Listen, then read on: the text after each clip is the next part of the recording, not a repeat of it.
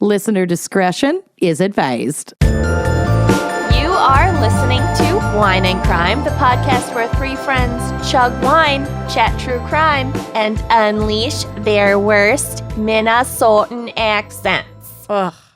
You know Sure it. do. You darn tootin'. And if you are a Patreon supporter at any tier, you can watch this video on our Patreon. This episode is also a video episode. It is. What a treat. It's a special Good treat. for you. Oh, good for you. Oh, dickory dock. Doodle-dee-doo. Dickory dock. What a privilege. Oh. Still haven't brushed my hair, but I did put on mascara and lipstick.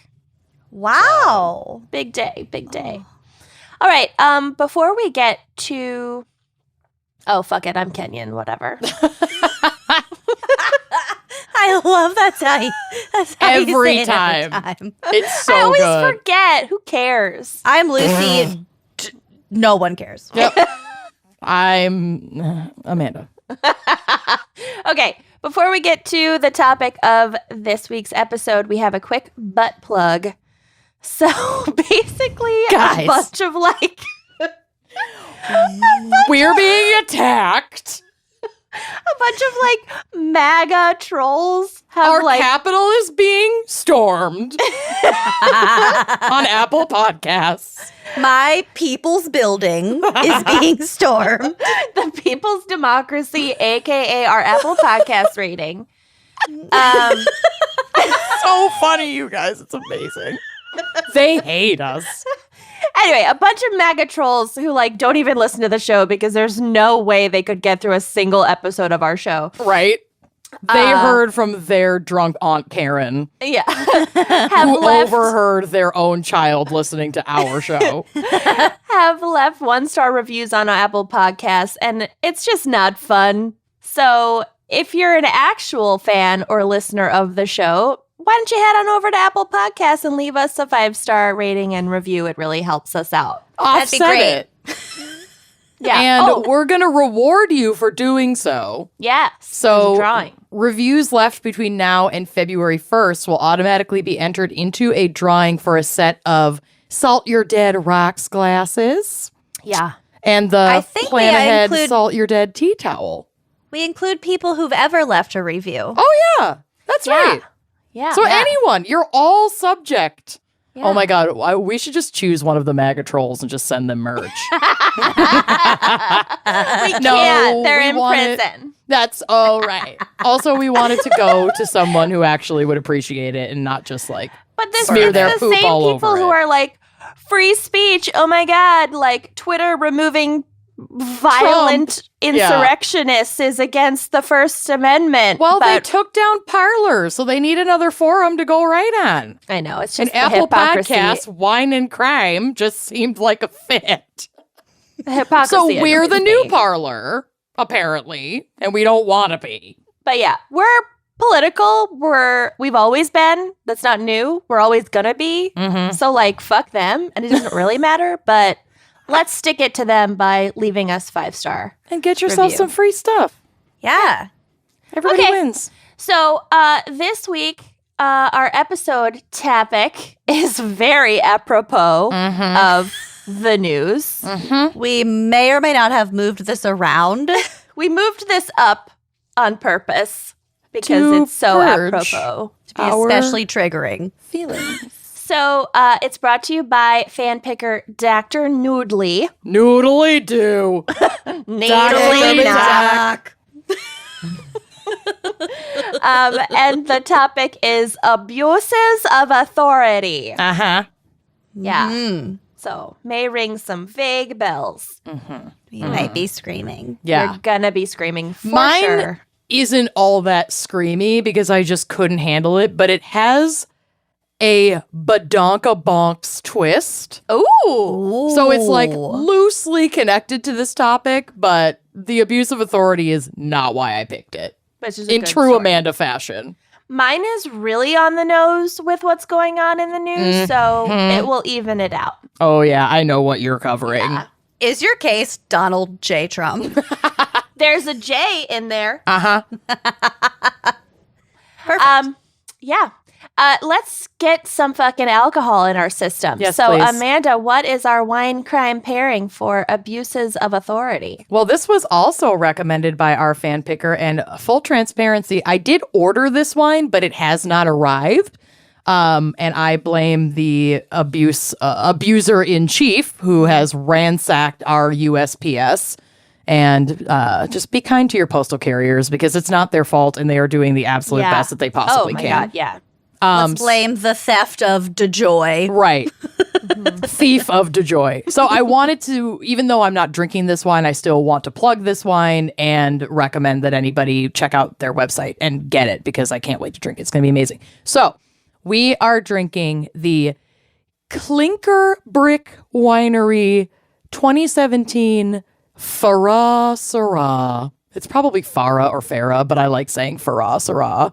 Farrah Syrah. And in the notes, it was like, I'm picking this wine because I wanted to pick it. Like, it's not connected. Okay. I think they just really like this winery. They want to promote their work. And the wine, the website's beautiful. The wine looks incredible. I can't wait to try it. So I'm very excited about it. And I love Syrah. Of course, I don't personally have a Syrah on hand, so I'm drinking the next best thing myself, which is a Zinfandel. But this 2017 Syrah is looking absolutely stunning, and I can't wait for it to come. It's like a nice, dark, like medium to full-bodied winter red, which I'm super excited about. It's herbaceous in aroma. It has some black raspberry, like a hint of like toast, a little bit of clove. Oh, yeah. That kind of spiced. Actually, Syrahs and Zinfandels can be a great foundation for a mulled wine, by the way. Not that I wouldn't, recommend just drinking this as it was meant to be drunk, but do you have mulling spices in my new spice rack that for future reference. So as the website says, and as I am anticipating, the palate bursts with bright cherry and spice, followed by a nice long finish so it lingers as you're cuddling up by the fire. Oh, that's cozy. True to Klinker Brick style, the wine is balanced with juicy acidity and a fine tannin structure, which is actually really important because the tannins, when they're overwhelming, can really be tough on the palate and make it like too dry and too like And those are like high tannins are also what often can give you a headache off of red wine. So if you do get headaches from red wine, you should just lean toward things that are less saturated in tannins like Pinot Noirs. But when you do see wine profiles like this where it's balanced and the tannins are like light and fine, I think you're in a pretty good spot. Every time you say Klinker Brick, I'm reminded of we already know. Someone's Blorder ex. Klinker We Brick. all know. Someone's ex. Well, this Klinker pairs Brick. well with ex-boyfriends, grilled meats, ossobuco, and mushroom risotto, which I love. Nice. Grilled ex-boyfriend. Grilled ex-boyfriends. And this The way baby, I prefer them. right? This baby packs a punch at 14.9% ABV. Shit. Damn. So, Maybe I better start liking tannins. yeah. Yeah. This might be an assault on your sobriety. But like I said, this is a beautiful wine that I can't wait to taste. I don't have it on me. That wine is a pop. I'm cracking open a Zinfandel. So just to make things even more confusing for you, shall we crack? Yeah. Let's do it. Your Ready? nails look so good, by the way. Thank you. They're growing out. But I haven't had my nails done in so many moons. it's like Mahalo Nails is like cleaner than a goddamn hospital. It's like the only place I'll go. I was gonna go last night, but we got a blizzard and I had to cancel. Classic. I have not seen a nail salon near me that I feel quite comfortable with just yet. My high-risk ass is willing to roll those dice for the nails and the hair. All right, are we ready? So vain. Your vanity. Oh, yeah. is way I'll die higher than for your- it. And we all knew that. Surprising to no one. Yeah. Don't at me. Okay, here we go. Oh, nice crack. Such a was a nice, nice crack. crack. Cheers, everybody. Cheers. Good bless. Cheers. With my White Claw. I'm drinking a spicy coffee. I love a spicy coffee. Got a watermelon claw. Oh, God. All right. Lucy, what is our background and maybe, hopefully, psych for abuses of authority? Oh, we got psych, honey. Oh, Oh, honey. we got psych. So I'm going to open with a quote. I found this Marriage. Just kidding. perfect Psychology Today article. Close. Psychology Today article that I will reference later in my segment, but the way that it opened and the way that it closed, I was just like, oh, yeah. So shout out to the author of this article, which will be cited in my notes. Okay. Starting it with a quote. This is from author and psychiatrist Judith Herman. The more powerful the perpetrator, the greater is his prerogative to name and define reality, and the more completely his arguments prevail. Wow. I have chills. Okay. It's so good. So this just speaks to the concept of power. So an abuse of authority or an abuse of power is the commission of an unlawful act done in an official capacity which affects the performance of official duties. It is not the same as usurpation of power, which is an exercise of authority that the offender does not actually have. Right. So it's not like taking power in a coup if you're an outsider. It's Correct. like, yeah. It's abusing the power that you Have been were given. that you were legitimately given. Yep. Or Historically elected speaking, into. yeah. Historically speaking, classical political theorists understood power to be instrumental to the achievement of justice, virtue, and a good life. Aristotle used the distribution of power as the criterion by which to distinguish governments of the one, the few, and the many. I had to Google how to pronounce this person. Thucydides affirmed that the strong do what they will and the weak suffer what they must because of the inequality of power and its consequences. Then we've got Machiavelli talking about how princes and states could use their power. So he was the it's better to be feared than loved guy. Zach just ordered a poster online of Michael Scott's quote from The Office of both. I want the people to fear how much they love me. Yeah. Also, same. Yeah. That's a Libra for you. It's just like the leveraging of the power. Do I want to look like a good person or a bad person? Which will afford me more power? Right. Apparently, to be the feared one. Well, And then we've got the Enlightenment philosophers and the authors of the Federalist Papers. So like Alexander Hamilton, whatever. Ever heard of him? Ever heard of him? Lin-Manuel Miranda. Ever heard of him? No. Alexander Hamilton. They talk about the importance of dividing and separating power to avoid concentration of power because history has shown us that that's not such a great idea. Modern aspects of democratic societies like privatization, capitalism, and military capability create imbalances of power. More on this later. So most of the articles that I read about abuses of power and abuses of authority were sort of taken into like a workplace situation. So I'm going to talk about that for a little while. So according to UNESCO.org, here are some examples of abuses of power. Bullying or harassing behavior, requesting staff to do personal errands or favors. Mostly women. I have been in that situation more times than I can count. Yeah. Oh, just grab me a coffee. Oh, go take my keys. Go get my car washed. Go walk my dog. Are you serious? I'm serious. I've never, besides like when we taught sailing, I've never had a male boss. So that is like mind-boggling to me. It wasn't a man. What? Maura, I will touch base with you later about that. I don't Text know the if chat. they're listening. Whoa. Okay. It's fine. But even in like with your male boss, actually, now that I think about it, all of the examples that I can think of me being abused by someone in authority, it was all women. Really? All right. Anyway, they might be listening. So let's continue. Pressuring staff to distort facts or break the rules. Oh, weird. Yeah. Huh. Also interfering with the ability of a colleague to work effectively, i.e. by impeding access to information or resources. So there's also institutional abuse, which is the maltreatment of someone, which is often children or older adults, by a system of power.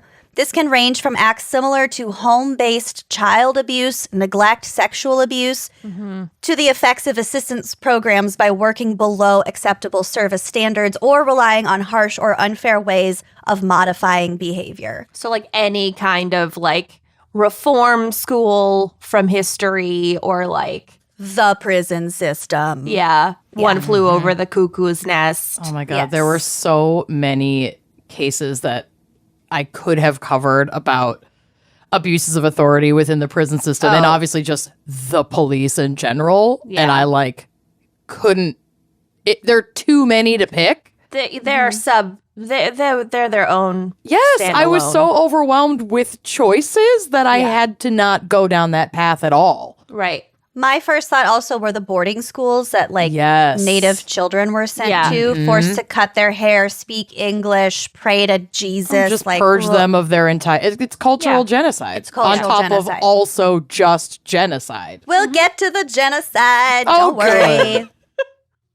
That'll be our palate cleanser. Oh, great. Okay. According to, oh wait, I wasn't done with that. In dictatorial, corrupt, or weak states, this might sound familiar to you, police officers may carry out criminal acts for the ruling regime with impunity. I told you this would be triggering. I'm fine. I'm not chewing on the inside of my mouth until I taste blood. No. And then washing it down with wine. That's healthy. I'm just going to apply more lipstick. Of course, your lips are like touching your microphone by the end of this. Huge. You look like Goldie Hawn in the First Wives Club. Okay. Literally yesterday, my mom told me that. Yeah, well, we've been telling you that since we first saw it in like middle school. I know. I love her so much. That specific scene with that specific character Where she is your just got her Patronus. lips done. With Ew. those sunglasses. I've never had my lips done. Maybe I should, though. No, we've talked you out of it once. We can do it again. No. Continue before she makes an appointment online. Speaking of acting with impunity, I will not let you get your lips done. No. So according to a relatively recent Vital Smarts study, and by that I think it was like 2018-ish, 96% of respondents say they've experienced workplace bullying. And 54%, this is the questionable part. Oh, geez. 54% of those bullying say that it is a regular part of their management style. So they've been doing it for a while. I'd say that's call it low. Part of their management style? That was me editorializing the results of this study, but I think the words were like that they've been doing it for a long time. Sure. Yeah. Whatever, I'm choosing to believe this stat. As with any form of abuse, perpetrators gain and maintain power over their victim with controlling or coercive behavior and proceed to subject that person to psychological, physical, sexual, or financial abuse. Psychologically, narcissism plays a big role as it inversely correlates with empathy. So the more narcissistic you are, the less empathetic you are. I heard that as we record this, it's January 15th, so we're still in like the final days of the big orange baby. And I heard that he recently, like when people were asking him about resigning, he was like, he banned any talk of Richard Nixon in the White House. And he said, I don't get it. What did he get out of it? Like, he got nothing out of resigning. Because he just sees everything as a narcissist. Right, He as just, maintaining power. transactional. And, yeah. It's all transactional. it's all what would he get out of it, not what would be good for the country or Right.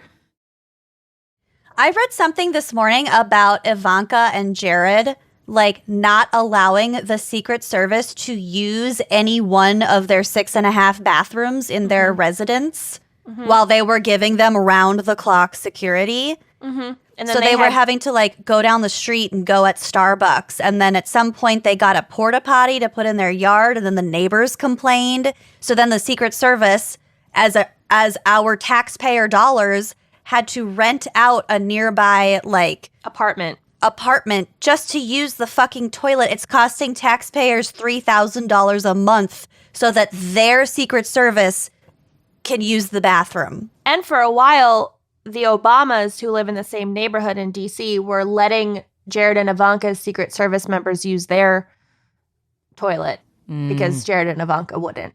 Oh, yeah, that's right. They were just spending a bunch of money on Airbnbs. I just saw that article. It was to use the shitter. Yeah, and it was like $3,000 a week or a day or something bonkers. Well, now it's a month because they have to rent a full nice apartment. apartment in a nice area of D.C., yeah. I can't. They just don't consider other people across But we can't the board. have, universal health care. Oh, and because they $600 don't get- once they off don't- is Right. enough money after a 10-month-long pandemic. Right. That part of their brain, there are no synapses there. Right. Right. Oh my God. Okay. So as Dr. Les Carter writes in his 2008 book, Enough of You, Let's Talk About Me. Oh my God, the Amanda Jacobson story. Exactly. Hi. Narcissistic individuals, quote, do not consider the pain they inflict on others, nor do they give any credence to others' perceptions. Who are others? The help. Just anyone else outside of myself. Yes. Who are you? Others?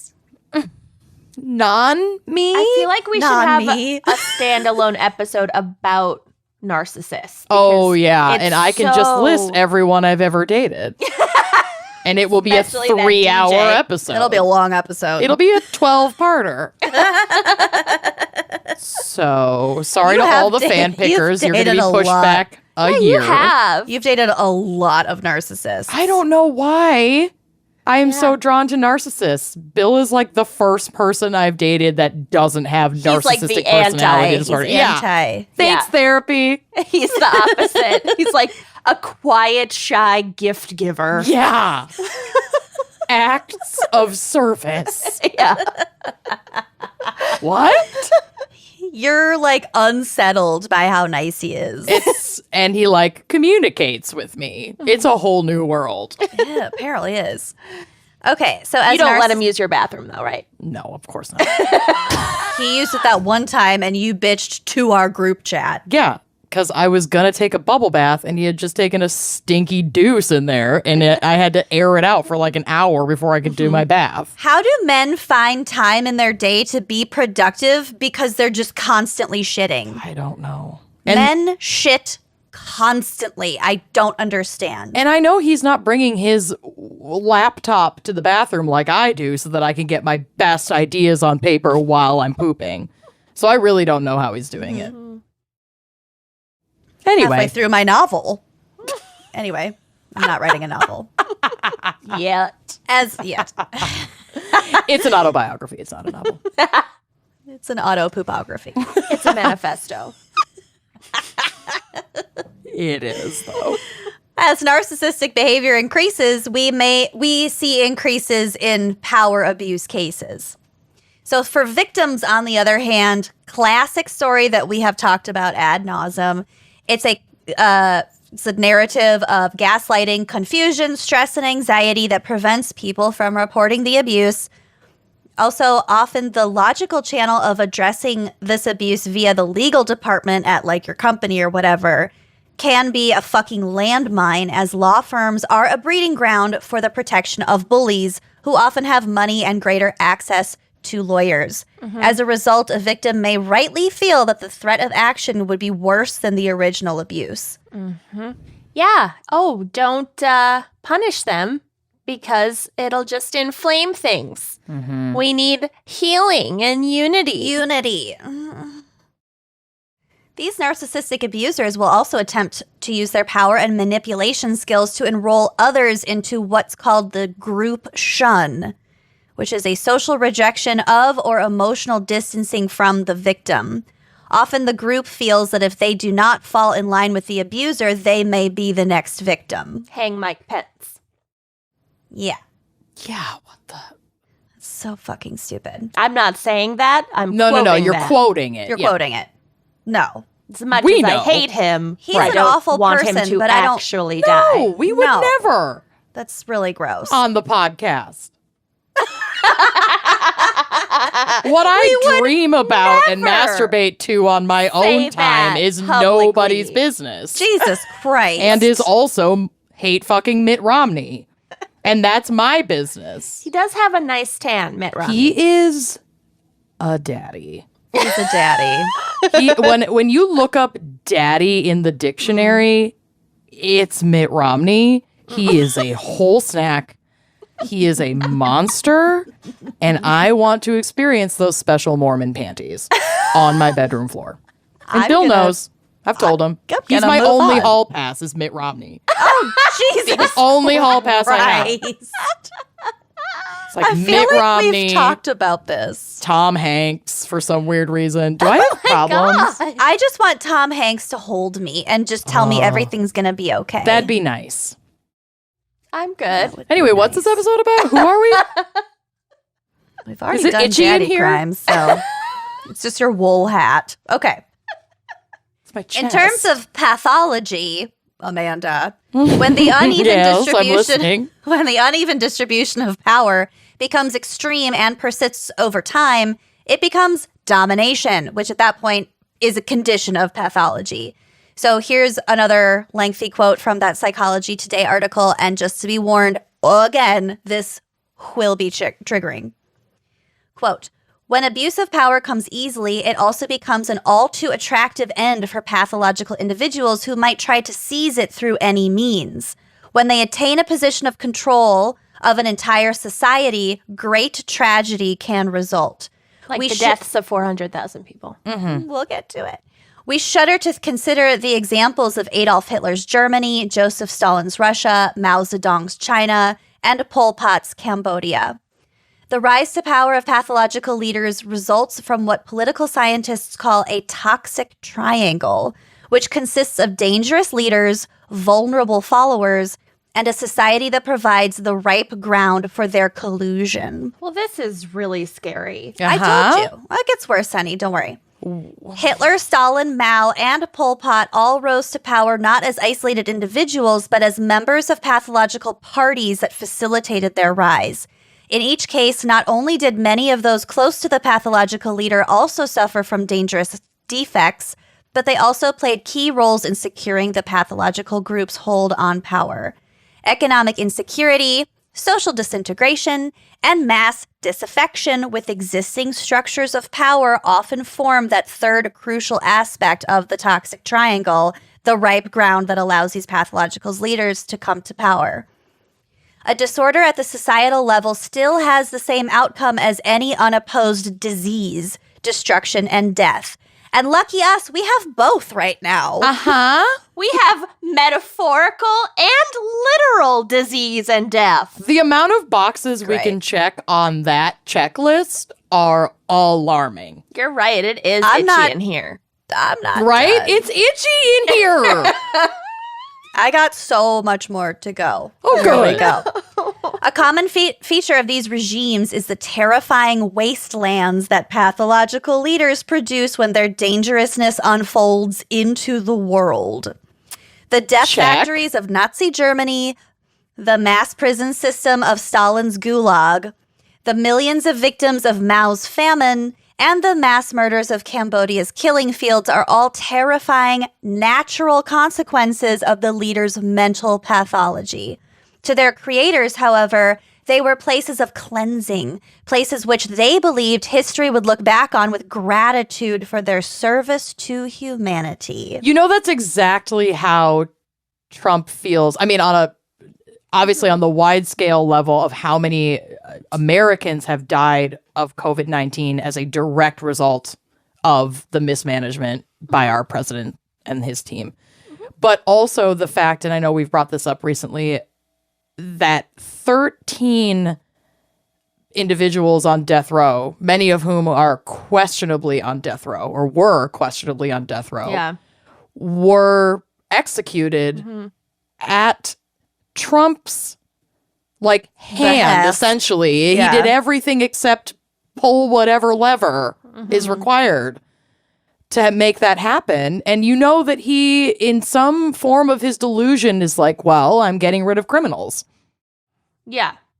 I mean, that's, yeah. He just and doesn't caging care. children and families at the border. I don't and think these thoughts have even crossed. They're not on his list. He's It's taking just- many meetings and having many phone calls. Of course. And not. and writing on blank pieces of paper Yeah. with a Sharpie that Yeah. are just like, he's playing hangman with himself, Yeah. pun intended. But He is incapable of empathy across the board, full stop. it's just horrifying. And like what's happening at the border as a direct result of his orders is fucking concentration camp level shit. People are being like, women are having they're being sterilized. I can't. Babies are being raised by other babies without soap or toothpaste Or just clean diapers. like sold off without a paper trail Lost. to other families, quote unquote lost. Yeah. Oh, yeah. Yeah. We could bitch about this for I know. I'm several trying to rein episodes. myself in. I know. I got a little ways to go here. So this leads us to a question that I think most of us have asked ourselves lately, especially in recent weeks, and that is, how far will we, as non-authoritarian leaders, go to obey authority? So our fan picker, Dr. Noodley, wanted me to touch on a series of social experiments that began in 1961 at Yale University by psychologist Stanley Milgram. Oh, God. Ever heard She's of it? going there. Oh. Here we go. You're we're doing going this to us this week. Now. Yes. I told you, it's going to be a rough ride. Well, Noodley's doing this to us. technically Noodly it's Noodly. The dickory dock. Noodly too. Okay, so Stanley Milgram and his team wanted to measure the willingness of study participants who were men from a diverse range of occupations with varying levels of education to obey an authority figure who instructed them to perform acts conflicting with their personal conscience. Participants were led to believe that they were assisting an unrelated experiment in which they had to administer electric shocks to a learner. These fake electric shocks gradually increased to levels that would have been fatal had they been real. The original idea for these experiments was to explain the psychology of genocide, as these experiments began just a few months after the start of the trial of German Nazi war criminal Adolf Eichmann in Jerusalem. I love that he was tried in Jerusalem. They kidnapped him and flew him to Jerusalem to be tried. God Get bless. Jesus. Doesn't like Iran or Iraq have an Interpol warrant out for Trump's arrest? Iran does. Really? Yeah. Why? I If you can get love him. that. mean, if you can get him, I'm not gonna fight it. come and get him, honestly. Somebody come get her. Somebody come get Trump. He's acting like Donald Trump. So Milgram's questions were, could it be that Eichmann and his million accomplices in the Holocaust were just following orders? Could we call all of these people accomplices, or were they just following orders? So here's how the experiment worked. 3 individuals took part in each session of the experiment. There was the experimenter who was in charge of the session. So this was let's just say it was Milgram himself or like one of his researchers. Somebody who's in on it. Exactly. Shui in on it. Then we have the teacher who was a volunteer for a single session. And these teachers were led to believe that they were merely assisting, whereas they were actually the subjects of the experiment. And then we have the learner who the teacher believed to be the subject of the experiment, but actually they were an actor of the experimenter who pretended to be a volunteer. So the subject and the actor would arrive at the same time, and they were told that they were taking part in a scientific study of memory and learning to see what the effect of punishment is on a subject's ability to memorize content. Yeah. Subject and just PSA, if you're ever taking part in any kind of scientific experiment, doesn't matter what they tell you, you are can the say subject. no. Yeah. Oh, yeah. Oh yeah. And you can say no. Yeah. Yeah. Oh, something else important to keep in mind, and I do have an image on the drive, which will be on the blog, of the ad the advertisement for subjects to participate in this experiment, they were told it was paid. They were told that it was paid regardless of the outcome, which I think is important too when considering the psychology. So subject and actor then drew slips which would confirm that the subject would be the teacher and the actor would be the learner. When in actuality, all the strips said teacher. And when the actor drew one, he's like, oh, shit, I'm the learner. Oh, so they really made it. They really sold it. They really sold it, yeah. Oh, I like that. Okay. Oh, yeah. Next, the teacher and the learner were taken into an adjacent room where the learner was strapped into what appeared to be an electric chair. The experimenter, dressed in a lab coat in order to appear to have more authority, told the participants that this was to ensure that the learner would not escape. Power of a uniform, man. Yeah. The power of a lab coat. Well, that 14-year-old who did breast exams or whatever the fuck. Any kind of uniform or costume, honestly. Badge. We just, I don't know what it is about humans, but it is this. Eat that shit up. It is exactly what we're talking about. We do eat that shit up. Okay. The experimenter in the lab coat told the participants that, I already said that they would not escape. In a later variation of the experiment, the actor would eventually plead for mercy and yell that he had a heart condition. At some point prior to the actual tests, the teacher was given a sample electric shock from the electroshock generator in order to experience firsthand what that shock that the learner would supposedly be receiving during the experiment would feel like. So they knew that they really thought that it was a real electric shock, and they felt it, and it didn't feel great. Yes'm. So then the learner would be left in one room strapped to the electric chair, and the teacher would be in another room so that they could communicate with each other but not see each other. The teacher would then read a list of word pairs and then chair, light bulb, pink, candle, chocolate, water, things that really don't have much to do with each other other than they're sitting right in front of me as I'm making this up. Yep.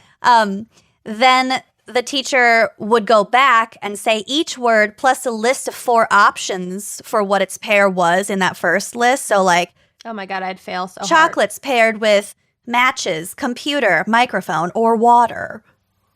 The answer's water. The learner would then press a button to indicate their answer. And if they got it wrong, the teacher would press a button on their end to administer the electric shock.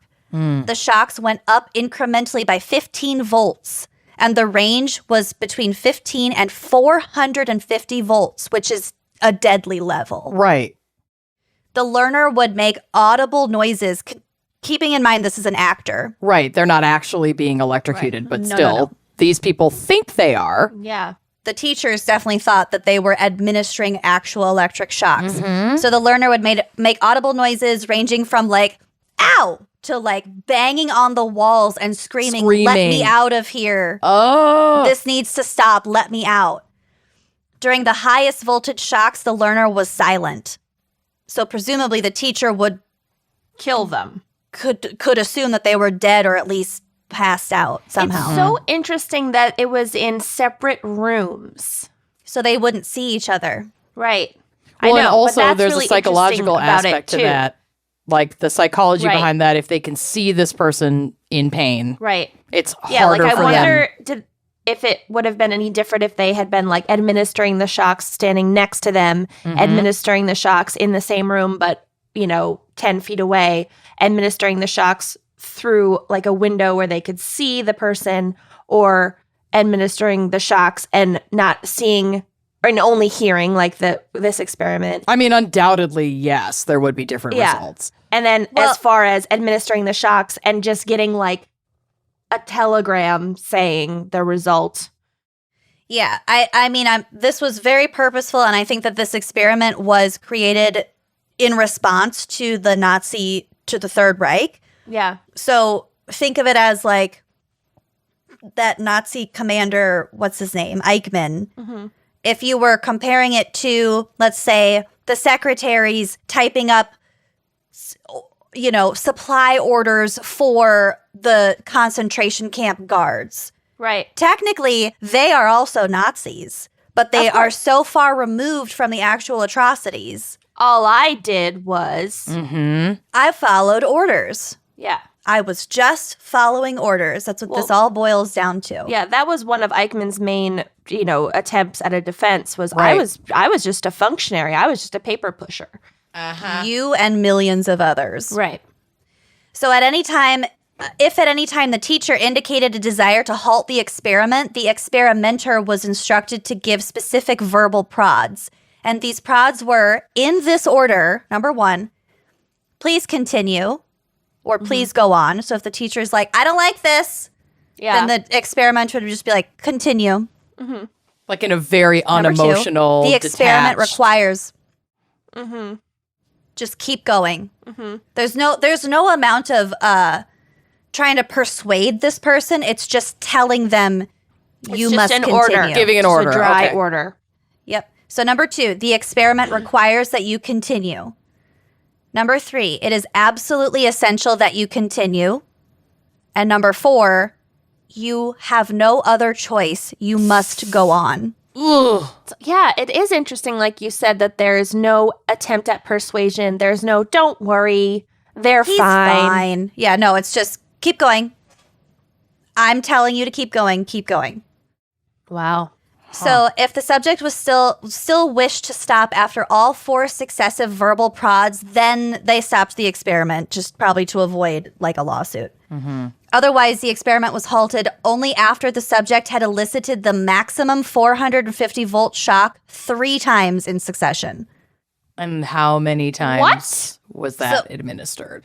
We'll get to it. In Milgram's first set of experiments, 65%, which was 26 out of 40 of experiment participants, administered the experiment's final massive 450-volt shock.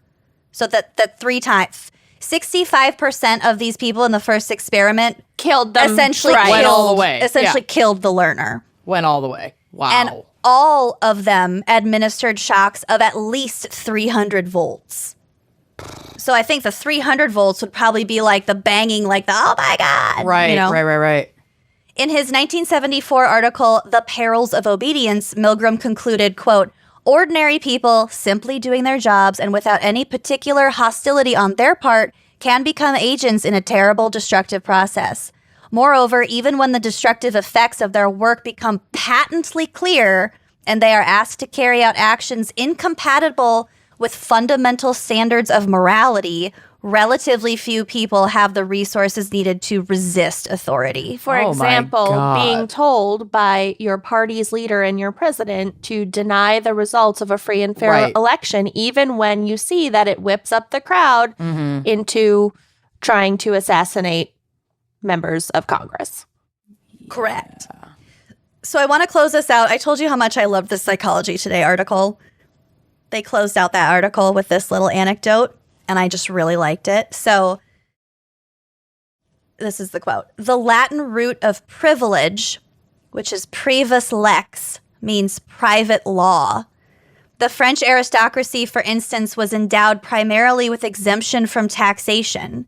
Today, we have an elite class that has both the sense and the experience that the rules do not apply to them and that they can act without much concern for the consequences, be it substance abuse, sexual misconduct, corruption of the presidency, or lying under oath. Or literally stealing objects from the White House.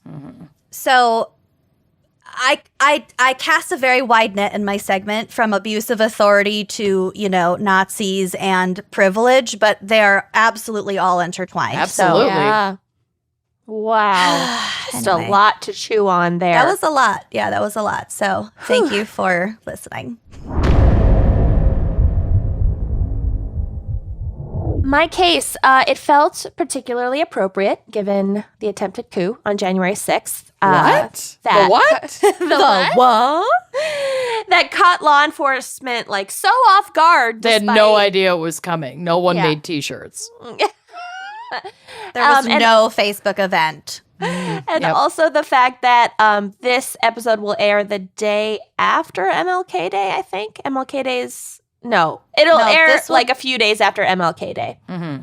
And the day after the inauguration. Yeah. That too. So God only knows what state of the world we're in by the time this airs. Fucking fingers crossed. But Jesus. everybody who are like, this is not America. This is not who we are. Yeah, That's exactly who we are. Listen, here's my case. So, John Edgar Hoover was born in Washington, D.C. in 1895, and he began his career in federal law enforcement at a very tender age. In He was old. Yeah, 1895? Jesus. Yeah. Yeah. In 1919, when Hoover was only 24 years old, he was appointed head of the General Intelligence Division of the Bureau of Investigation, which is like the precursor to the FBI. He was 24. I don't want to disclose what I was up to when I was 24, so not confident that was the right stands move. at 24. Oh, still. Oh, maybe I mean, not, but No, I you weren't. definitely was. it wasn't good. 24? 24. Yeah. Mm-hmm. She wasn't cute. She being me. It wasn't great. In this role, he was charged with keeping tabs on quote-unquote domestic radicals and disrupting their work whenever possible. But we will get to the asterisks next to domestic radicals. Mm-hmm.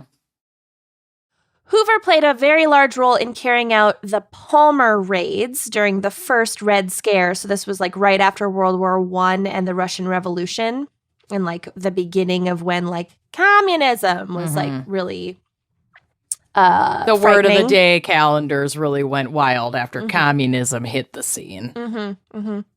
So the Palmer raids were an effort to capture and deport Italian and Eastern European Jewish immigrants with leftist ties. Mm-hmm. And it's important to note that, like, at this time, in a lot of cities, different, like, manufacturing sectors were kind of dominated by different, like, ethnic groups. Mm-hmm. And so there were, like, the garment workers in New York, and, you know, that was mostly dominated by like Eastern European Jews, and they would then kind of form kind of community-led movements that then kind of leaned on socialist ideals and whatever, and that just became super threatening to the government.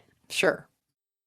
So the operation resulted in 3,000 people, mostly suspected anarchists and labor organizers. And there was like a big anarchism. I don't know. Anarchism. Anarchism. Aunt tired. Tifa. Aunt Tifa. There was a big anarchy thing happening, movement at the time. A hoopla. A hoopla. And labor organizers being arrested across the country, and hundreds of folks were deported, including some deported back to revolutionary Russia, which was A death sentence. extremely dangerous. Yeah. So the FBI, the precursor to the FBI, organized these raids, and he's in charge of it. Side note, the ACLU was founded as a response to these unconstitutional arrests. And the ACLU documented cases of like illegal warrants, illegal detentions, entrapment, all kinds of shit went down to like arrest these folks.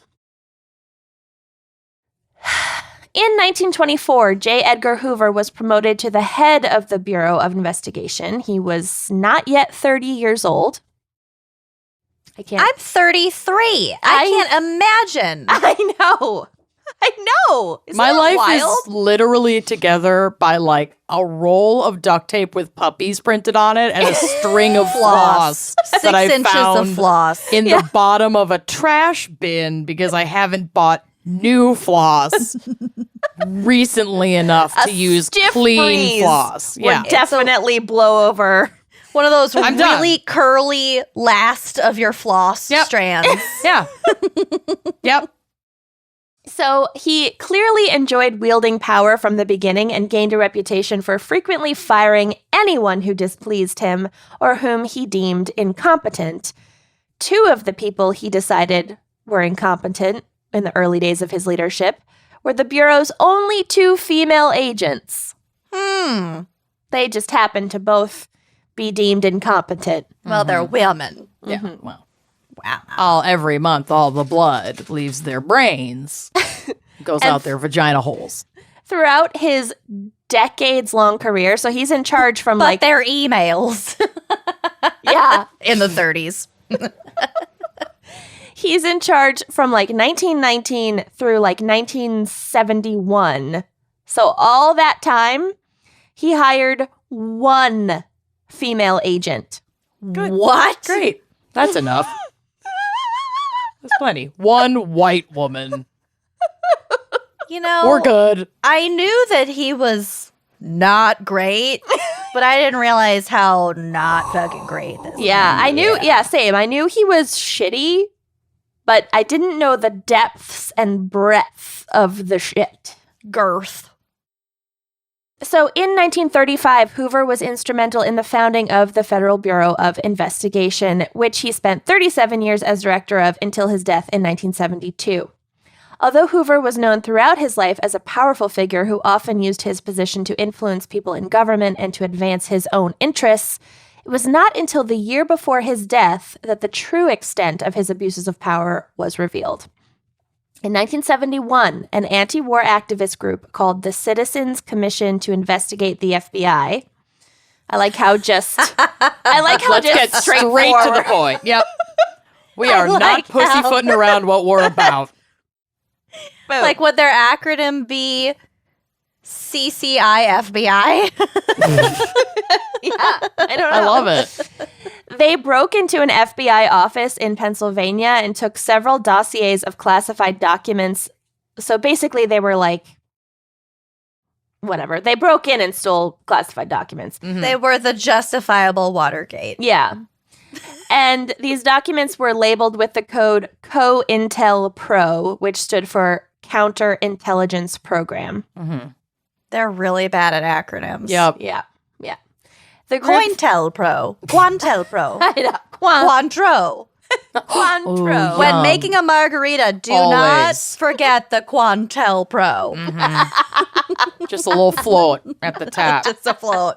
Just to add depth. Yep.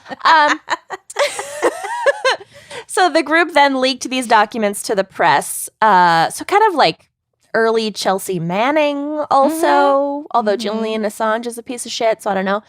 At first, most newspapers refused to publish them, but after affirming the reliability of the documents, the Washington Post, they always break that shit, Mm-hmm. Yeah.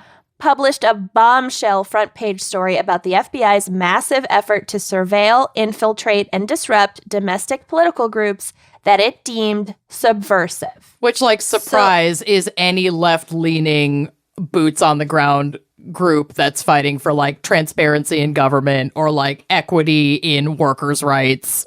All So, of these pretty reasonable fucking things that they're communism, terrorism. The Black Panthers. We will get to it in detail. And I know that this is not necessarily part of your case, but Affirmative Murder just did a really great episode of a not current, but within our parents' lifetime bombing of an entire city block of Philadelphia because of basically a Black Power activist group that the government deemed a terrorist Dangerous. organization. Yeah, and so yeah. they killed hundreds of people and leveled an entire bombed their But if own it was a people. black neighborhood, It's just this kind of shit has been going on and kept quiet for so long. Well, we will get to Black victims of bombings also in this case. great. So, unfortunately, by the time congressional hearings were conducted on the government overreach of Cointreau, Hoover, As it is now I'm forever calling known. it Cointreau. It's Yeah. just easier to say. Hoover was already dead, so unfortunately, he never faced actual consequences. Cointreau began in 1956, the year my mom was born, and was initially focused on communists, but was soon covertly working against feminists. Jane Fonda. Yeah. Yeah, Jane Fonda, anti-war activists, and civil rights activists. And the justification was that they had all been infiltrated by communists. So even if the group themselves claimed that they weren't communists, because they fucking weren't, and even if they were fucking free speech, as long as they're not committing violence. Right. Yeah. It's just all of it. I'm wearing my fucking patriarchy leggings today for this episode, which is so fitting. And it's just like when you are faced with all of this information, like the patriarchy is such a foundation of white supremacy and just like keeping white men especially, but also as white women, we benefit from this too. But like keeping that power and everything fucking stems from that shit. Once you see it, you can't unsee it. You can't unsee it. So if we're going to be out there in our fucking pink pussy hats screaming about the patriarchy, we got to be screaming about white supremacy too. Yep. Okay. So FBI field operatives tasked with carrying out the mission of Cointreau were given the following tasks. I'm always going to love it. I love the mission of Cointreau, personally. Blue Cointreau, hit 'em up styles. Hoover up style. So these were their tasks that they literally like laid out in black and white. Great. Writing? Yeah. Oh, no. Clearly, it's been copy and pasted into a list she's about to give us now. Correct. Number 1, create a negative public image for target groups. So, for example, surveilling activists and then releasing negative personal information to the public about them or threatening. Didn't they try to like exile Jane Fonda for a hot minute? Oh, I didn't get into Jane Fonda, but yeah, I'm sure they tried to get dirt on Jane Fonda and like discredit her. What was the recent movie? It's an Amazon movie with is it who do we love? Kristen Stewart. Stewart. I'm listening. Stewart. I don't know. She was like an actress, and she got involved with the Black Panthers, and this is all about this Cointreau infiltration of the Black Panthers. Oh, I don't know, but yeah, I gotta I'll watch Google it and then loudly interrupt you in about 10 seconds. Great. So, also just threatening to do this. So, like, essentially blackmail, and we will get to it. Number 2, break down internal organization by creating conflicts. For example, by having agents exacerbate racial tension. So, like, if, for example, in the civil rights movement, there was a lot of, like, cooperation between Black civil rights activists and, like, Jewish progressive activists, and then trying to divide and conquer, basically. Or sending anonymous letters to try to create conflicts if conflict wasn't there. 3, create dissension between groups, for example, by spreading rumors that other groups were stealing money, blah, blah, blah. 4, restrict access to public resources, for example, by pressuring nonprofit organizations to cut off funding or material support, so, like, don't support them or whatever. Seberg. Gene Seberg. The movie's called Seberg. Never heard of it. I'll add it to my list. Check it out. It's fucking good, and it's just on Amazon, I'm pretty sure. Cool. It's all about this. 5, restrict the ability to organize protests, for example, through agents promoting violence against police during planning and at protests, which, if only, that would restrict the ability to protest these days. Really? And 6, restrict the ability of individuals to participate in group activities, for example, by character assassinations, false arrests, and surveillance. So just like picking off any leaders that are charismatic, like MLK. Literal assassinations. Cointreau, under the leadership of Hoover, was especially focused on carrying out these operations against, surprise, surprise, Black and Jewish civil rights groups, so mostly Black, but also in Jewish. One source even claims that when the true scope of Cointreau finally became understood, it was clear that, quote, the FBI devoted more resources to harming the civil rights movement than any other task in its purview. Great. That was its main focus. Yeah. Was hurting the civil rights movement. Yep. It was like a bulldog with like a chew toy. Won't let it go until it's like completely annihilated. Well, and while like the KKK is fucking running rampant and we will get to it. Yeah, singular exactly. Tunnel vision. The actual Black domestic people. terrorists are wreaking havoc. Right. Unfucking limited. My next line. Ugh. Indeed, Hoover's FBI really did two things. One, they unfairly targeted left-leaning, nonviolent Black civil rights groups. And two, they systematically ignored or helped to cover up violence perpetrated by right-wing, white supremacist domestic terror groups like the KKK. There we go. Any of that sound familiar? Mm-hmm. Yeah. Oh, you mean like last week? Okay. Yeah. Okay. Okay, I got it. Yeah. Arresting hundreds of nonviolent BLM protesters at like every fucking protest, but letting fucking people who beat a police officer to death with a fucking flag fly home. Mm-hmm. Red carpet. That's the red carpet. That is our Priebus Lex. Mm-hmm. So choking on the blood in my mouth. I know. Evidence has also emerged in the years since that Hoover pressured his agents, so FBI agents, to report evidence of quote-unquote subversive activities by groups that they were surveilling, whether this evidence existed or not. Right. So there was like a quota for like how much dirt you could get on these Black civil rights groups, and if you couldn't find evidence that they were doing anything illegal, make it up. Make it up. And we'll take it. We'll treat it as fact. In one... Uh-huh. I'm and fine. there will be consequences for you if you don't. Yeah. In one 1969 incident, an FBI agent who was monitoring the Black Panthers in San Francisco wrote to Hoover that based on his observations, based on his fucking job, his surveillance, this particular branch of the group seemed to be primarily focused on the ultra-subversive and dangerous activity of providing free breakfast programs to children. There it is. The Black Panthers started as like the ideal like social safety net. It's mutual aid. It's mutual aid. The majority of these fucking movements start because these communities are oppressed, suppressed, and underserved, and they have to take care of each other. They're helping themselves. Yes. But it's that's just infuriating. that's too much. That's ultra subversive. Yep.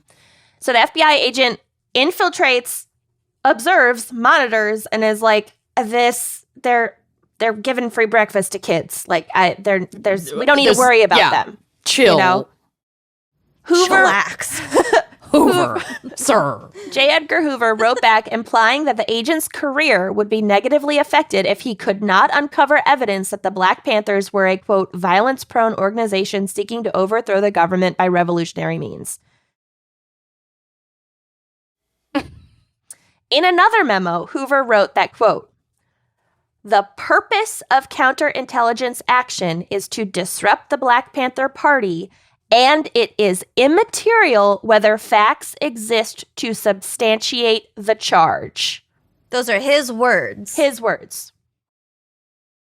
What a piece of trash. Well, and also, like, the FBI is, like, basically the top level of law enforcement in the United States. And so he, as the leader of this organization, is now setting a precedent that obviously already existed in some degree, but it's filtering validating all the way down. Exactly. Like, this is the sentiment in so many instances of wrongful imprisonment and the way that law enforcement treats especially non-white communities. And It's you can just imagine fucked. if, like, there's so much power in, like, certain individuals and in their personalities. And, like, you can imagine a world where, like, if he had not been in charge of the FBI literally from its inception and before, and if somebody with, you know, a more open mind and less fucking racist. If Oprah had been in If like even just like a normal shitty white dude and not like an exceptionally shitty white dude had been in charge of the FBI at its inception and had been more equitable about like who they went after and like only went after like actually violent illegal things. It wasn't pacing his room every night, ruminating over the Black Panthers feeding children. Right. We would have fixated. We'd have such a different society today. Like this one man has the ripples we're still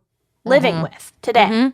So he much. set all of these precedences, whether like officially or not. And because of exactly this, it's why the it's like so progressive for the FBI to put like white nationalist groups like the Proud Boys on the domestic terrorism list.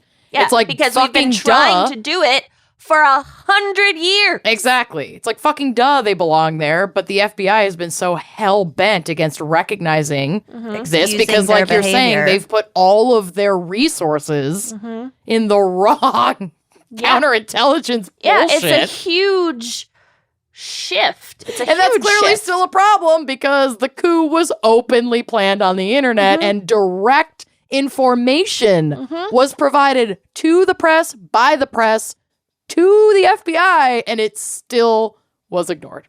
Kyle Rittenhouse is fucking out on bail.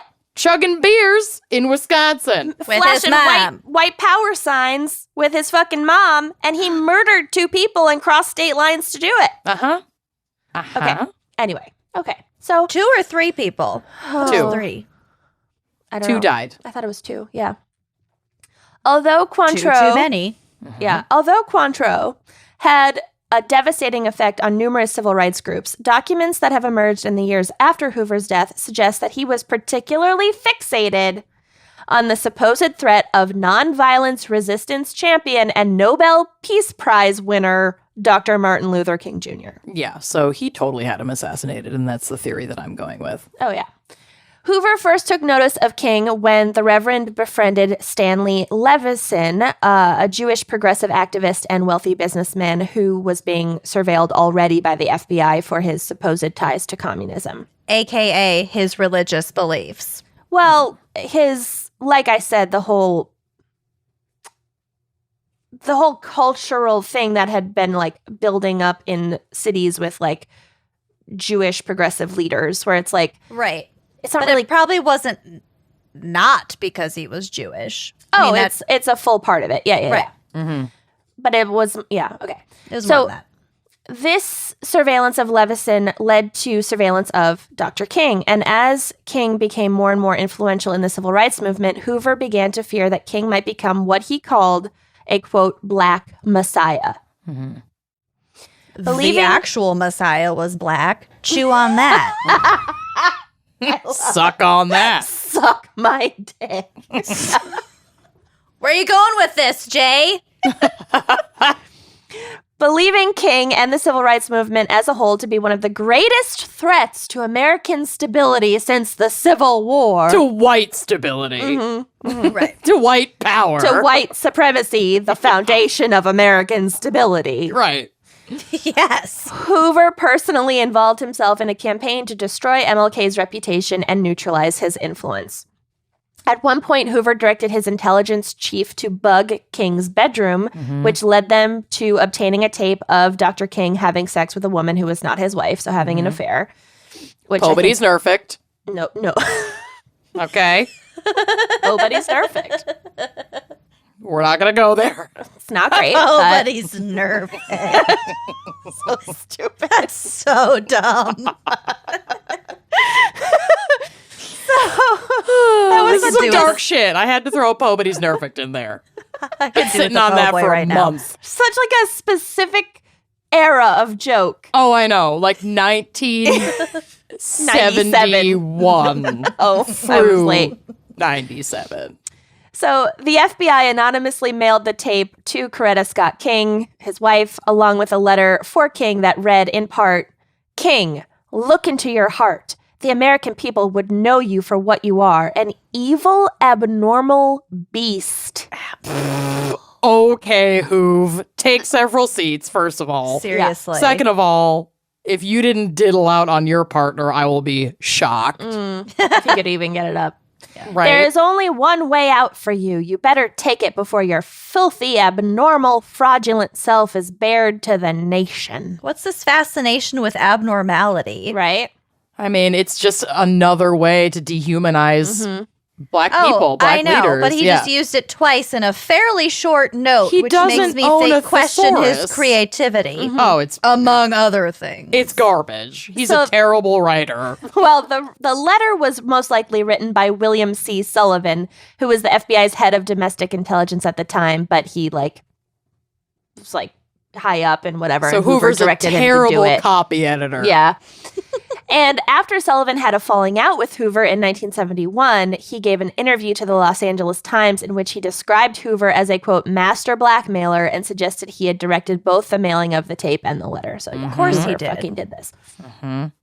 Although King and his wife understood the tape and letter to be a blackmail attempt by the FBI, they were essentially powerless to do anything about it.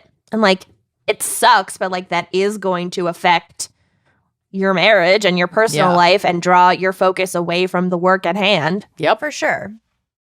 Around the time of the blackmail attempt, Hoover was also publicly criticizing Dr. King in the press, accusing him of being a, quote, phony after he was awarded a Nobel Peace Prize.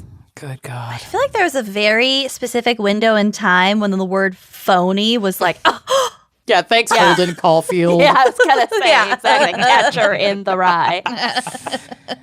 King publicly criticized Hoover in response, and eventually the two had a widely publicized behind-closed-doors meeting to settle their differences, quote-unquote, although it is almost certain that their animosity continued in private and that the FBI continued surveilling King until his death, which the FBI probably fucking caused. But Oh, 1,000%. And also the bravery for Dr. King to even meet with this terrorist behind closed doors. it's really fucked up that Hoover was painting this whole thing as like a national, like a matter of national security, when in actuality, they just went into a room, the two of them, to like settle their different, like it's clearly on a lot of levels, contest? a personal dick measuring issue.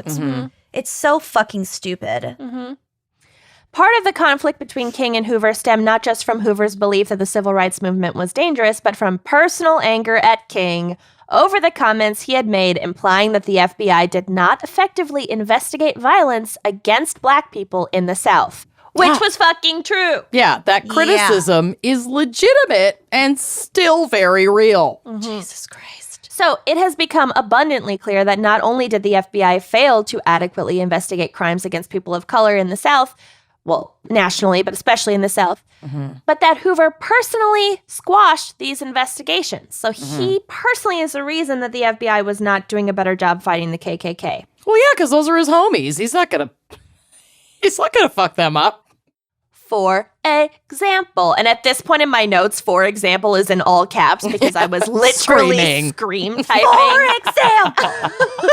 That's just like, and I want to recognize that, like, for our listeners of color, like, probably none of this is new information. But, of course like, not. we're three privileged white ladies, and I knew some of it, but I didn't know all of it. And so, And the vast trying majority to of learn our more as I listenership go. also falls under our same demographic. No, this is just not the shit you learn in school. So we Right. can't assume Right. who knows about this bullshit. Right. It's our responsibility to learn it. So, for example, following the horrific 1963 16th Street Baptist Church bombing in Birmingham, Alabama, which killed 4 children, Yep. tiny children. Their names were Addie Mae Collins, Cynthia Wesley, Carol Robertson, and Carol Denise McNair. And this bombing, the bombing killed 4 children, also injured 14 other people. The FBI's Birmingham office spent 2 years compiling evidence against 4 members of the Ku Klux Klan who committed this bombing, this act of Terrorism. domestic terrorism. They spent 2 years building this case against these men. This was not an easy task. The KKK was really powerful in Birmingham at the time, so finding witnesses willing to speak took a lot of effort, building that trust. And they knew they needed to build an extra strong case because it's fucking Jim Crow, Alabama. It's going to be an all-white jury. Yep. So the burden of proof is that much higher. Yeah. Yeah, you got to convince some racists here, too. Yeah. But when the FBI agents finally believed that they had enough evidence against the 4 men so that an all-white jury would convict them, Hoover ordered the agents to end the investigation. Oh, my God. Why? What do you mean, why? He doesn't want to convict.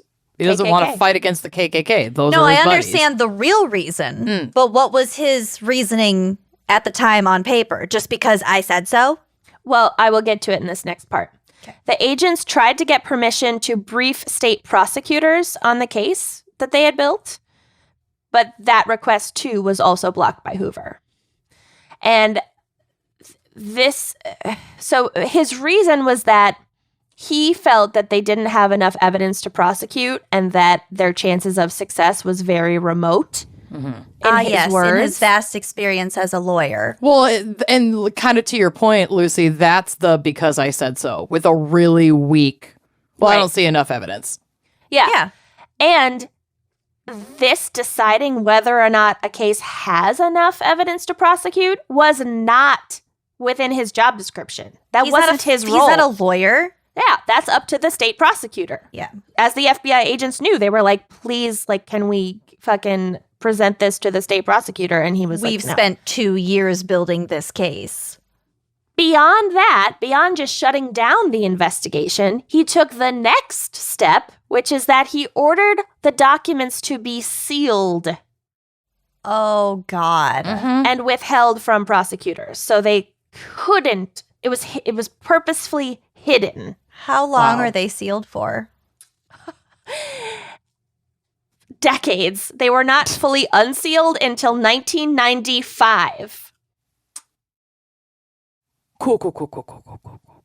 So not only does little this girls. completely end this investigation, More than 30 years later. right, but it also, this could have also been pertinent evidence for future acts of terrorism by the KKK. Preventing other deaths It and undoubtedly attacks. was. You don't just bomb a church and murder 4 children and then just like, well, I've had enough. Well, I did what I came here to do and I'm done. Exactly. Like this absolutely could have been used in a preventative way. This is so fucking sick. After Hoover's death so he died in 1972. So after his death in 1977, one of the 4 men identified as a suspect in the original investigation, so they were right. They knew who fucking did it. Robert Edward Chambliss, known as Dynamite Bob. Ish. Ugh. Get out. Oh. Oh. Like, this is why, as anti-racism educator Catrice M. Jackson has said, white supremacy is not supreme. There is nothing supreme about it. About Dynamite Bob. Dynamite Bob? I Like, wouldn't sir. buy fireworks from Dynamite Bob. There's no such thing as QAnon. It's just, it is as fucking stupid as it looks on the surface. There's nothing deep It's like about Scientology. Don't sue us or kill us. it. Lizard people, Yeah. if it sounds fucking stupid, it is. Oh my God. It's I so want that fucking on a t-shirt from Quote Lucy. Does it sound fucking stupid? It is. It is. I also want that on a t-shirt that I can wear under all of my clothes. So let's get to work on that, face on a merch. lizard body. Does this sound stupid? It is. So one person, fucking Dynamite Bob, there was just so much evidence against him that he was convicted in Including 1977. his moniker. Oh, So he was convicted of murder for his role, but the 3 others, no. right. And That's all sealed up, so they're not even being paid attention to, really. And like I said, it was not until 1995 that the original files of evidence compiled by the FBI were unsealed and the case of the Birmingham church bombing was reopened. So then, in 2000, the FBI publicly announced their belief that the bombing had been carried out by 4 KKK members. The first guy, Dynamite Bob. Ish. How many were dead by this point? We will get to it. Herman Cash, Thomas Edwin Blanton, and Bobby Frank Cherry. Can you imagine Dynamite Bob and Bobby Cherry? I'd be like, "What are you selling me pop? Like, Ugh. is this Dr. Pepper's newest flavor? What are you?" It's a really bad Buddy Holly cover band that just never left their mom's basement. Margaritaville. Oh, God. So these are the same 4 men. By this time, Herman Cash had already died a free man of natural causes. Thomas Blanton and Bobby Cherry were finally arrested and were sentenced to life in prison for murder in 2001 and 2002, respectively. And the They had bombing, like 35 minutes left on their lives. Like, Right. what the fuck? yeah, they got to live out the rest of their lives like in peace until like the very, very end. Around the time of their trials, there were public calls to remove Hoover's name from the FBI's Washington, D.C. headquarters for his role in delaying justice in this case and probably countless others. But I think those calls have gone unheeded. I think his name is still, I'm honored and almost venerated. positive that it is. Although there is now greater awareness of Hoover's abuses of power and COINTELPRO or Cointreau was discontinued, at least officially, Hoover's 37 years running the FBI undoubtedly continue to influence how the Bureau operates today. Pulitzer Prize-winning author Tom Weiner, unfortunate name, Oh, God. stated in a 2012 interview about Hoover's legacy that he, quote, At length. the drip, drip, drip of information about Hoover. He ejaculated. My God. That's a word. We need to tear down his erect statue. Okay. He is the inventor of the modern American national security state. Every fingerprint file, every DNA record, every iris recorded through biometrics, every government dossier on every citizen and alien in this country owes its life to him. We live in his shadow, though he's been gone for 40 years. And as they always told the agents at the FBI Academy when they were training, an institution is the length and shadow of a man. No. No. I don't like that at all. Does that sound stupid? It is. My point is basically if we could use the tool that is the FBI to go after violence of any Right. color, of any creed, Mm-hmm. cool. Actual extremism, not just demands for accountability and equity. Yeah. He was not that. So anyway, that's my case. I Wowza. very much appreciate that. I didn't know.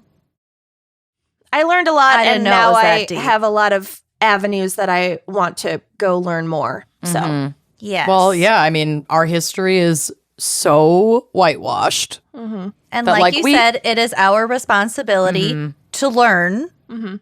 Right. And we absolutely learned a bit about J. Edgar Hoover in American history class, Mhm. but not this. Mm-mm. Well, we theoretically respect the FBI. They do a lot of hard work. It must have been I hope they quite a continue. haul to get it started. I hope they continue with these arrests of the people that committed violence or planned to. Mm-hmm. Agreed. But that said, we can also learn from our past Mm-hmm. and strive to do better. Well Better done, than Kenyon. Herbert Thank you. J. Edgar Hoover. Well, should the we other hear? Hoover. I don't think not any a whole- Hoovers. Not a lot of great Hoovers. No. Hoovervilles. Hoover Yeah. vacuums are pretty Vacuum. good, though. I will say. I like No my Dyson. I'm Hoovers an know how to elitist. suck. My case is a lot, well, it's dark in a different way. I wouldn't say it's less dark because of its Shyamalan twist, but Okay. the story is weird. It's definitely an abuse of power, but that isn't even the shocking part about it. And if you have heard of this guy, please don't give away the ending because it's good. Well, no, it's terrible, but So I know who you're talking to. I don't think I know who this guy is. But Okay. no, Our note Bud taken. Dwyer Kenyon was born on November 21st, 1939 in St. Charles, Missouri. He spent his child and teenhood there before being accepted into Allegheny College in Meadville, Pennsylvania. He joined a frat, Theta Chi, and embarked on a career in education. So he took his master's degree and settled down in Pennsylvania, teaching social studies, coaching football at Cambridge Springs High School. Dude was making an honest living. He was doing good work as an educator. He was basically Kenyon's husband. I'm starting to get nervous. Yeah. And he started his own family when he married Joanne Grappy. Joe Grappy. Joe Grappy. Joel Grappy in Happy Joe 1963. Grappy. Gotta love Joel Grappy. And the couple had 2 children together. But Bud had to go and get himself into politics, which is red flag number 1. Red flag number 2 was that he was a Republican. Oh. So he started his political career when he was elected to the Pennsylvania House of Representatives in 1965, and he served there until 1971, where he continued to climb the political ladder and win a seat in the state Senate in Pennsylvania's 50th district. And this just kept reminding me of when Angela on The Office marries Senator Lipton. The senator. And every single time Oscar's like, state The senator. state senator. Anyway. It must be Yeah. State senator. divulged. So Bud remained in the state Senate for 10 years before acquiring the position of state treasurer in 1981. And here, folks, is where the trouble really starts. They got to put him in charge of the money, and then the trouble happens. So before he took on this role of Pennsylvania state treasurer, the state of Pennsylvania, under like previous oversight, I don't know who was in charge during this time, overcharged their public employees, like their state employees. And that includes like anyone who's a toll worker, or like all of these state level public employees. They overcharged them millions of dollars collectively in Federal Insurance Contributions Act taxes. So according to Wikipedia, because what the fuck do I know about taxes? The FICA is United States federal payroll or employment contribution directed toward both employees and employers to fund Social Security and Medicare. Federal programs that provide benefits for retirees, people with disabilities, children of deceased workers, etc. So obviously this is an important tax that absolutely needs to be paid. But accounting errors resulting in way overpayment are also not good. And I actually spelled that out NAHHHHT good. I don't want to pay collectively millions more in taxes that I don't actually need to pay. So the Pennsylvania Treasury needed to bring in an outside, like privatized, not connected to government accounting team to audit several years of payroll to determine refund amounts to these public employees. Can you So- imagine a harder job? I mean, Or a job we're kind that of any doing of us that. are less qualified for? Like we're doing that now with our new accountant, which is amazing. But this is like that times a grill, like an entire state of state employee.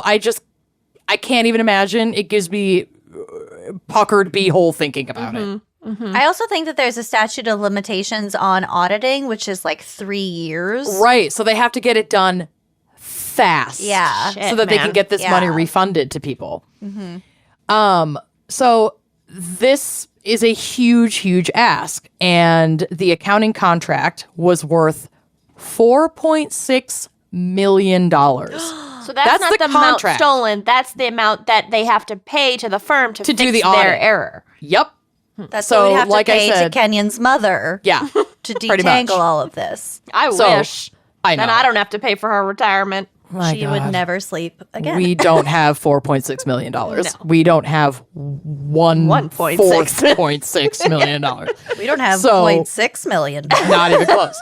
So obviously, multiple accounting firms We don't wanted- have. Let's keep going with all we don't have. We don't have $0.006 million. Cumulatively, I'm still in the red. What even is $0.006 million? I don't even know. So obviously, dollar? multiple accounting firms wanted in on this contract, and one large firm nabbed the golden goose. A company called Computer Technology Associates, or CTA. Fake. I know, but it is real. But it's also like you're in an accounting firm. It's going to be the most boring Yeah. fucking name ever. Accounting firm USA and Right. Associates. .com, .org, .gov. not .gov. They can't go with a government firm. .edu. There it is. So this was a California-based firm, obviously. Well, not obviously. For some reason, I got computer and California mixed up. This was a California-based Are you firm. okay? No, but they also had Pennsylvania connections because their owner, John Torcato Jr., was born and raised in Harrisburg, Pennsylvania. And yes, I've been there. Great Amish furniture. So this seemed like a perfect fit. And on May 10th, 1984, CTA officially signed the contract agreement and got to work on the audit. But early in the work, another state employee who reviewed the contract, Dennis Schatzman, nearly shats himself Deputy controller of the Pittsburgh School District. So I imagine I'm a Schatzman. Let me see this contract. Let me see it now.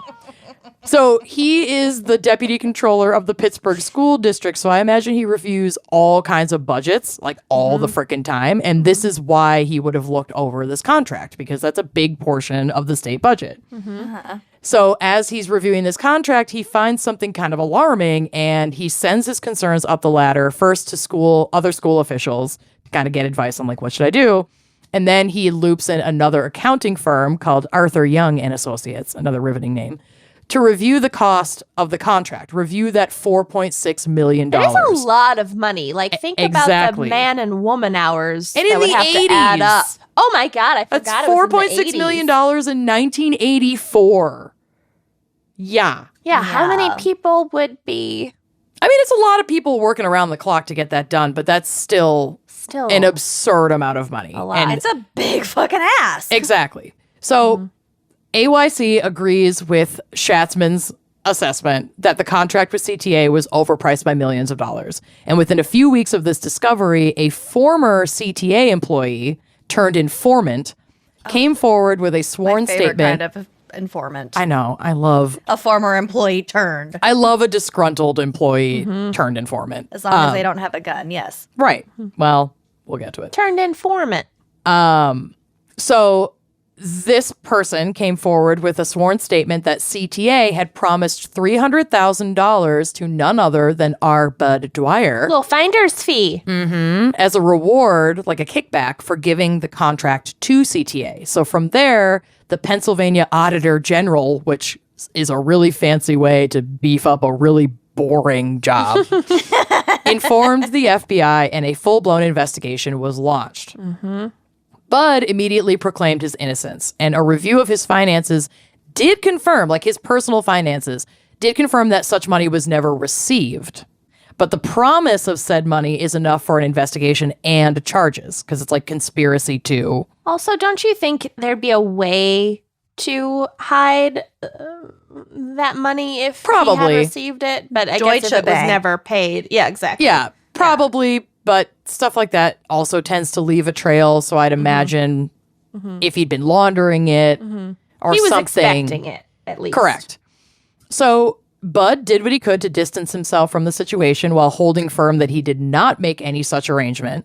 CTA was removed from the job and the contract was nullified, and Bud instructed his staff to not cooperate with the FBI investigation, and later admitted that he instructed them to withhold information requested by the FBI in order to slow and hopefully stop the investigation. #stop the steal. So not really making yourself look super innocent. Literally, Sir. stop the steal. Oh, Yeah. No. None of these efforts worked out in his favor, and he was soon charged for agreeing to the bribery offer from CTA. So this is a quote from allthingsinteresting.com, which has become one of my favorite resources. gotta love it. That is your psychology today. It is, but way less credible. But And also they have some gems. newspapers.com. Totally. Quote, in a show of leniency, federal prosecutors were willing to cut the treasurer a deal. He'd plead guilty to a single charge of bribe receiving, resign from office, and fully cooperate with the rest of the investigation. That's a pretty sweet deal. That's an amazing deal. The single charge carried a 5-year prison sentence, but Dwyer turned down the deal, believing his innocence would be proven in a trial. However, on December 18th, 1986, you're wrong. Dwyer was found guilty on 11 counts of conspiracy, mail fraud, perjury, and interstate transportation in aid of racketeering. He faced a sentence of up to 55 years of imprisonment and a fitting $300,000 fine. Salt in the wound. Yeah. So should have taken the deal, and Soups should have taken the deal. This isn't even the reason I picked this case. Yeah. So his sentencing. Lots of regards, one in particular. You don't know what's coming, y'all. So his sentencing was scheduled for January 23rd, 1987, when we were just wee babes. Not born yet. So, A twinkle in our that's father's right. eyes. We were just zygotes. Yeah. I was basically conceived just a few days before this scheduled hearing. Ish. That was the impetus of No, your I was parents a- fucking. February, They're like, March, oh, April, yeah, May, he was June, found July, August. guilty. Yeah, I was a New Year's baby. I was a New Year's fuck, and Ashley was a Valentine's Day fuck. Oh, she's Okay. a Scorpio? So 2 times a year your parents fucked. exactly in 5 that years 1 apart year. and never again. So that, in a nutshell, is the link to like the abuse of power authority portion of this story. Just the age-old tale of a corrupt politician who agreed to a bribe to pad his own pockets and the pockets of a powerful company, best made an ally at the expense of the taxpayer. Like, fuck you. And with the plot uncovered and the charges and trial pending, this was all about to be over, right? No. Here comes the bizarre ending and potential twist that drew me to this case. So Bud meets with staffers behind closed doors to go over options and next steps and scheduled a press conference for January 22nd, 1987. So this is the day before his Your sentencing parents hearing. fucked. His Correct. sentencing hearing. But he's already been Both. convicted, but he hasn't been sentenced. Yeah, he's been charged. I don't actually think he's been convicted. I think he's been charged, and I don't remember if this is a sentencing hearing. Maybe I said that by accident. But like he's supposed to start going to court on the 23rd. Okay. So everyone assumed that Bud is calling this press conference so that he can publicly resign his position as state treasurer and continue publicly denying the allegations in advance of the trial. So obviously this is a big scandal. The room is full of press. They're eagerly awaiting this statement. He's inside the state capitol building. Like, it's a whole thing. What they got, however, would haunt them and the world for years to come. I have no idea what's coming. You really don't. So from Vanyaland.com. Shondaland. Reliable. Bridgerton. I mean, Bridgerton. this Bridgerton. really Bridgerton. This did happen and was televised, so like these sources sound ridiculous, but this is legitimate. Quote, almost 30 minutes into his speech where the 47-year-old married father of 2 defended himself as an innocent victim of a corrupt system, Dwyer opened an envelope in his briefcase, which revealed a .357 Magnum revolver. No In one an knew. envelope? It was like tucked in a manila envelope in his briefcase. Oh, an envelope. An Okay. envelope. No one It's going to be knew. $300,000. I wish that'd be. He like just there's a makes it difference between rain and then walks out. There's an envelope and then there's an envelope. There's an envelope is larger and more authoritative than an That is envelope. so An true. envelope can hold a revolver. And I it's plop my sometimes rent padded. in an envelope. I hide my revolver in an envelope. envelope. Yeah, Yes. that's very true. So no one knew what he planned to do with the gun, imploring him to put the gun down. Like He's they at all a think they're going to fucking get shot. press conference. Yeah. Jesus. 30 following- minutes into this press conference? Oh, yeah. He gave a speech, and I'll read part of it. Following several tense moments, he put the barrel in his mouth and pulled the trigger. At the press conference? Yup. The bullet exiting from the back of his skull had killed him instantly. Dwyer's death by suicide was broadcast on noon newscasts around the state and beyond. Live. Oh, no. Many children saw it take place as they were home from school with a snow day that day. No. Yeah. No. The news media as a whole had no protocol in place to deal with such a shocking turn of events, but those who showed the complete and disturbing footage, which ended with the politician slumped on the floor with blood and brain matter splattered on the wall behind him and blood pouring from his nose and mouth, would see it heavily copied and traded among those who desired to see such a macabre display. End quote. Oh, my God. I did not know anything Yeah. about this. Wait, this is what year was this? 87 this happened. So this was after that one news anchor killed herself on her live broadcast. I'm not sure what case I don't know what you're you're referring to referring there. to. Another movie. I'll find it for you. So his lengthy speech concluded with this right before the fatal shot, the fatal self-inflicted shot. Quote, I've repeatedly said that I'm not going to resign as state treasurer, as I'm not going to concede. After many hours of thought and meditation, I've made a decision that should not be an example to anyone because it is unique to my situation. Last May, I told you that after the trial, I would give you the story of the decade. To those of you who are shallow, okay, so maybe he had been convicted and this was a sentencing hearing. I'm clearly It all must over the have place. been because you get indicted and then you get Right. And he thought convicted he was, and then you get sentenced and then you go to jail right from there. Got Right. it. Yeah. Right. So I must have been. So this is his last stand because from the sentencing hearing, he would go directly to jail. So this is like the last moments as a free man. Yeah. So the woman and the movie I'm thinking of, the movie's called Christine, and it's about a news anchor named Christine Chubbuck, and she Died by suicide. she died by suicide on live TV because she had depression issues. I'm assuming, I don't know for sure, but she was despondent because the only things that warranted like live news coverage, and this was in 1974, like everything on the like local news was about violence and shootings and blah blah blah, and she's like, well, here you go, I'll give you something to write about. And Wow. shot herself. And as far as I know, that footage is like locked away, like the producers who shot it, like, and this was in 1974, so nothing was streaming. They were nothing able would to have been prevent it from going. They were on able air. to isolate it Yeah, to like this one tape. Is not that situation. And like this whole video is like readily available online if you wish to see it. I refuse to watch it. I don't wanna I watch wouldn't that. do it. Nope, I'm good. So getting back to his statement. Last May, I told you that after the trial, I would give you the story of the decade. To those of you who are shallow, the events of this morning will be that story. But to those of you with depth and concern, the real story will be what I hope and pray results from this morning. In the coming months and years, the development of a true justice system here in the United States.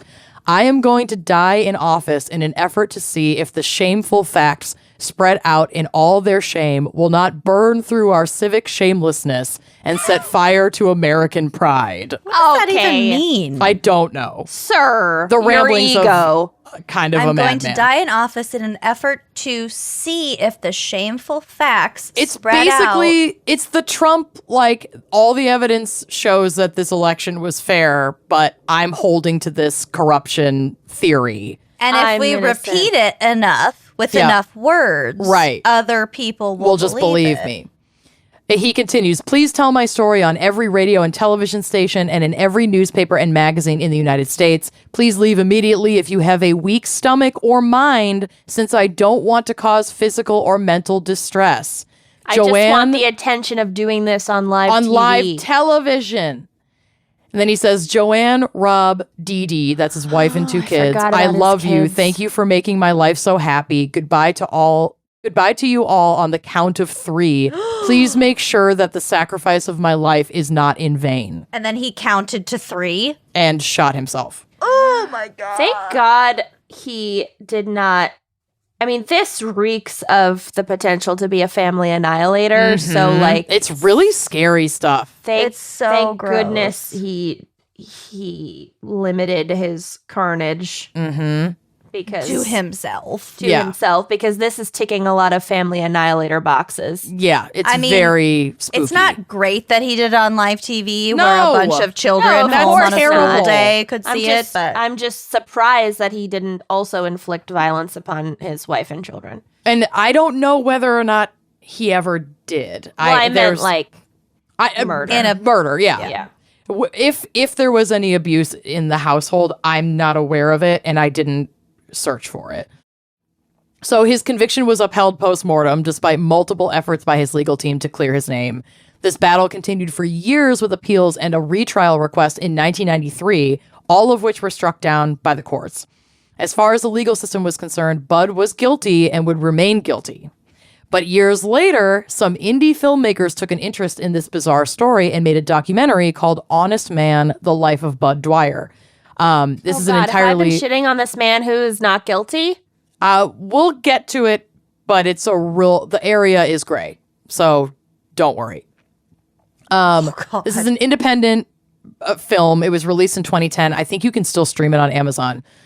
This documentary had new interviews with family and colleagues close to Bud, including a man named William T. Smith, who was an attorney and colleague of Bud's, who testified in confirmation of the allegations at his trial that Bud had agreed to take the kickback.